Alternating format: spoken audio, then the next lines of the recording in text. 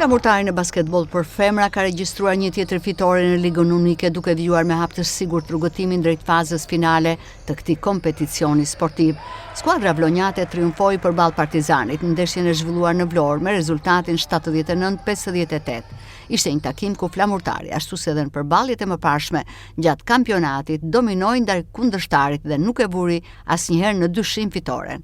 Ndeshja u vendos që në pjesën e parë ku Flamurtari arriti kryesimin dhe të krijoj një avantazh prej rreth 15 pikësh. Loja organizuar mirë në sulm dhe mbrojtja e fortë bën që ekipi vendas të kontrollonte ritmin e takimit. Edhe në pjesën e dytë vajzat e Flamurtarit vijuan të luajnë më mirë se Partizani, duke ruajtur diferencën dhe duke thelluar atë në momentet vendimtare të ndeshjes. Skuadra vlonjate menaxhoi me qetësi çdo moment të lojës dhe në fund e mbylli takimin në shifrat bindëse 79-58. Me këtë fitore Flamurtari vazhdoni sigurt drejt fazës Final Four të Ligës Unike, një kompeticion që mbetet ndër objektivat kryesor të skuadrës vlonjate, e cila është dhe fituese e sezonit të kaluar dhe synon të mbrojë titullin.